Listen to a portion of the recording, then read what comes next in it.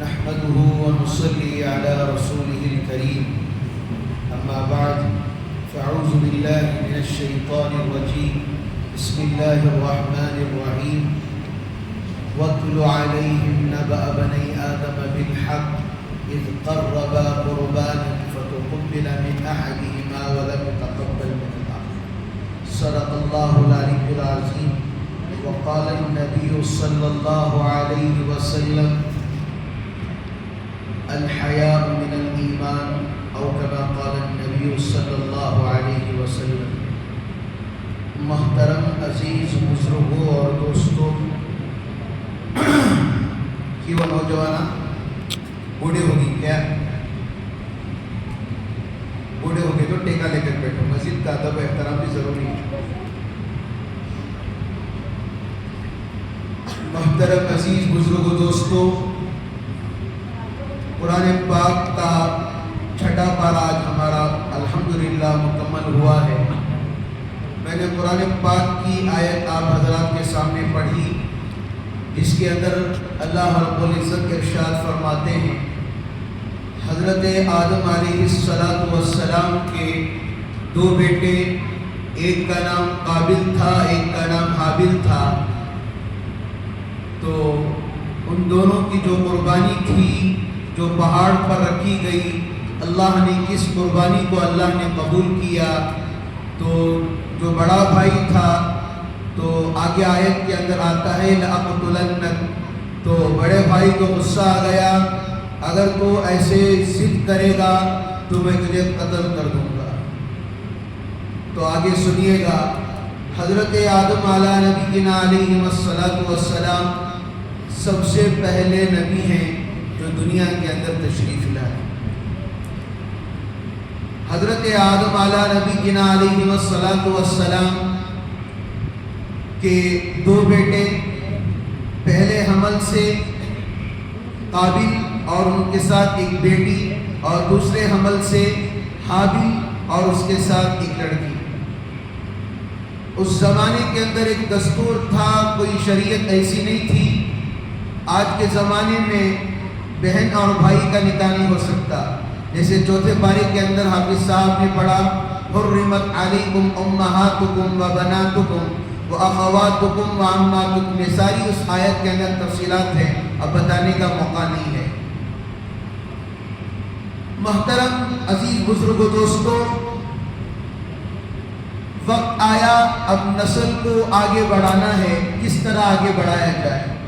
اس دور میں علامہ کثیر رحمۃ اللہ علیہ کہتے ہیں اس دور کے اندر اللہ رب العزت نے ایک شریعت کو قائم کیا، اور حضرت آدم علیہ السلام نے کہا ایک حمل سے جو پیدا ہوئے ہیں، یعنی ایک ساتھ لڑکا اور لڑکی پیدا ہوئے، اور دوسری مرتبہ پھر ایک لڑکا لڑکی پیدا ہوئے، پہلے حمل سے جو بچے پیدا ہوئے وہ بہن بھائی ہیں، اور دوسرے حمل سے جو پیدا ہوئے وہ بھی بہن بھائی ہیں۔ اب نکاح کرنا تو کیسا نکاح کرنا؟ نکاح کرنا تو کیسے نکاح کرنا؟ تو حضرت آدم علیہ السلام نے کہا اب جو بڑا بھائی قابل ہے اس کا نکاح کس سے کر دیا جائے؟ جو دوسرے بھائی کے ساتھ جو لڑکی پیدا ہوئی اس کے ساتھ کر دیا جائے، اور دوسرا بھائی جو تھا حابل، اس کا نکاح جو پہلی بہن تھی اس کے ساتھ کر دیا جائے۔ اب بڑے بھائی کی جو ساتھ پیدا ہوئی تھی، جس کا نکاح چھوٹے بھائی سے ہو رہا تھا، وہ بڑی حسین و جمیل تھی، اور دوسری جو آخری بہن تھی جس کا نکاح بڑے بھائی کے ساتھ ہو رہا تھا، وہ بالکل بس صورت و شکل تھی۔ تو بڑے بھائی نے کہا کہ یہ میرے ساتھ پیدا ہوئی ہے تو میرے ساتھ نکاح کرو، خدا کے حکم کے علاوہ کسی کے نہیں چلتی۔ نکاح کی بات آئی تو ایک بات کہہ دوں، آج اللہ معاف فرمائے، آج نکاح تو نکاح ہے، آج نکاح سے پہلے لیونگ ریلیشن شپ زیادہ عام چل رہا ہے، جسے حرام ہے، حرام ہے، بالکل جائز نہیں ہے۔ ایک زمانہ تھا، حضرت تھانوی علیہ رحمہ اپنی کتاب کے اندر لکھتے ہیں اور فرماتے ہیں نکاح ہونے کے بعد ہی بیوی کو دیکھا جا سکتا ہے۔ آج کا زمانہ ایسا ہے، نکاح تو دور کی بات، رشتہ تو دور کی بات، اس سے پہلے ہی سیٹنگ ہو جاتی ہے، اور نہ حرام کا لحاظ ہے، نہ پردے کا لحاظ ہے، نہ شریعت کا لحاظ ہے، نہ باپ کی عزت کا خیال ہے، نہ ماں کی عزت کا خیال ہے۔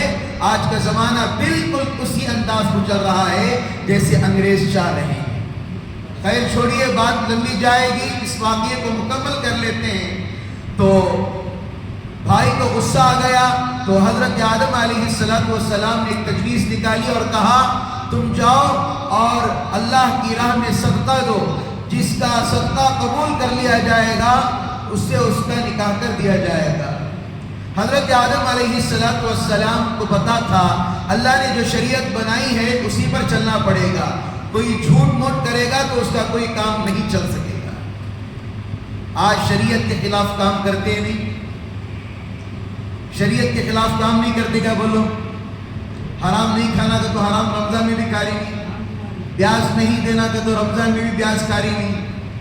اب نئے نئے قسم کے افطار پارٹی شروع ہوں گے، قرض لے کر، سود لے کر، حرام کا کھا کر، اور کہیں گے دیکھو بھائی روزے داروں کو روزہ کھلانا، سب کیا کرتے ہو افطار پارٹی، ان پیسہ کو سا سود کا پیسہ۔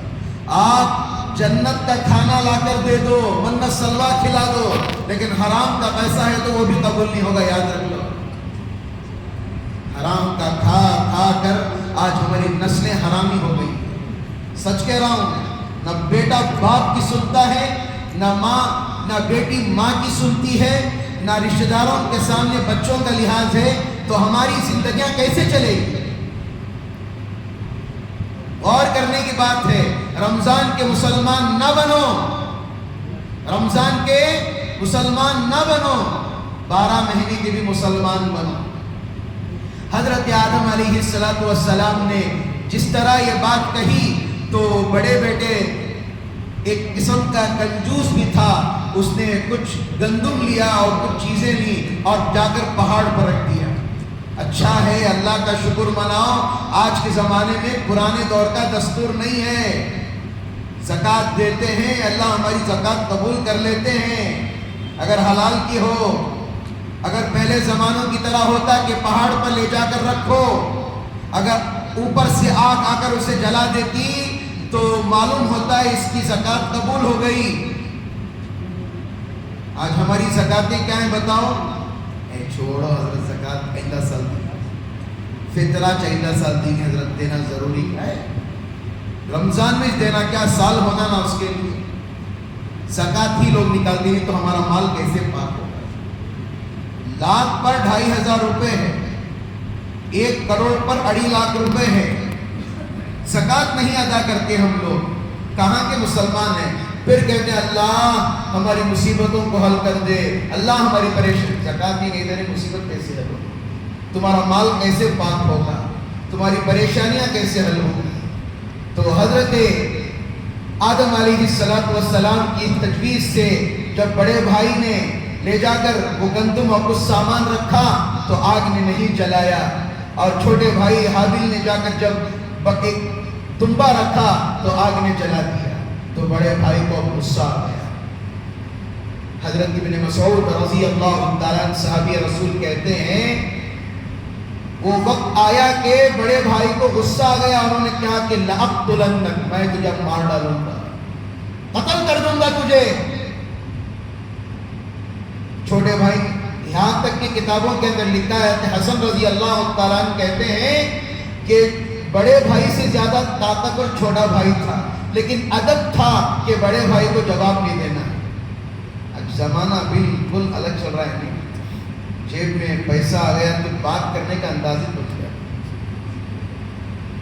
پیر پہ پیر ڈال کر باپ سے ہی الگ طریقے سے بات کرتے، تو بڑا بھائی تو گول کی کان کا کی، اور سوال بھی ہمارا باوش نے بولا تو کون بولتا ہمارا، بڑا بھائی باپ کے داخل ہے، بڑوں کی بھی عزت کرنی چاہیے۔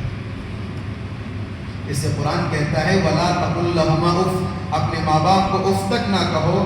اسی طرح اس کی تشریحات کے اندر بھی آتے ہیں اپنے بڑے بھائی کو بھی اف تک نہ کہو، ادب کرو ان کا۔ غلط کہہ رہے ہیں تو اس بات کو تسلیم مت کرو، لیکن ادب کرنا ہمارے لیے ضروری ہے۔ تو اس کے بعد بڑے بھائی کا قتل کرنے کے لیے لے گیا، اور جا کر قابل کیا کر رہا ہے؟ قتل کرنے بھی نہیں آتا، دنیا کا سب سے پہلا قتل ہے، جا کر منڈی مروڑ رہا ہے۔ ابلیس، حضرت ابلیس وہاں پر آئے. انہوں نے کہا اچھا مارنے آیا، مارنے بھی نہیں آ رہا، مارنے آیا مارنے بھی نہیں آیا. تو وہاں پر طریقہ بتایا، انسانی شکل میں آیا اور ایک پتھر پر سر رکھا کسی کا اور مارنے کا طریقہ سکھا رہا ہے، جانور کا سر رکھ کر مارنا سکھا رہا ہے. تو قابل نے کیا کیا، حابل کو اسی طرح مارا. اب مار دیا، اب دفن کیسے کیا جائے؟ اللہ ہر ایک سے امتحان لگاتے ہیں. آگے دیکھا اب کیسے دفن کیا جائے، اب کیسا چھپایا جائے. ایک کوا تھا جس نے اپنے ساتھیوں میں سے ایک کوے کو مار دیا تھا. وہاں سے کوا آیا، وہ زمین خروش رہا تھا اور خروش کر اب کوے کو دفن کر رہا تھا. دنیا کے اندر سب سے پہلا دفن کرنے والا وہ کوا ہی تھا جس نے انسانوں کو سکھایا دفن کیسے کیا جاتا ہے. اب بخلی قبر، فلان قبر، ایسے آج بھی سعودی عربیہ کے اندر جا کر دیکھیے سیدھا اسٹریٹ ہی ہوتا ہے. آج کے زمانے میں قبرستانوں پہ جائیداد کی طرح بورڈ لگا دیا جاتا ہے، یہ باپ دادا کی زمین ہے، فلان زمین. قبرستان کسی کی ملکیت نہیں ہے اور بورڈ بھی نہیں لگانا چاہیے. تو بات لمبی جا رہی ہے میرے عزیزوں، آج طبیعت بڑی خراب ہے تبھی بھی میں بیان کر رہا ہوں. تو اس کے بعد اسی طرح دفن کیا. حضرت ابن مسعود رضی اللہ تعالیٰ اور ابو ہریرہ رضی اللہ تعالیٰ ان دونوں کی روایتیں کہتے ہیں قیامت تک جو بھی جس کو بھی قتل کرے گا اس کا پہلا گناہ حضرت آدم علیہ نبینا علیہ السلام کا جو بڑے بیٹا ہے اس کو قیامت تک جاتا ہے. یہ دنیا کا سب سے پہلا قتل ہے. کسی پر ظلم کرنا چھوڑو، ناحق قتل کرنا چھوڑو، بڑوں کا ادب کرنا سیکھو، یہی اسلام سکھاتا ہے. کل چند سوالات آئے تھے، کل جواب دینے نہیں ہوا.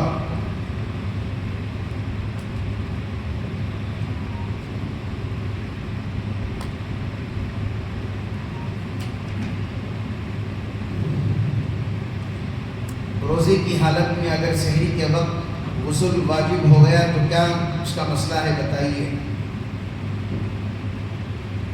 سب سے پہلے کیا کرنا چاہیے، روزے کے وقت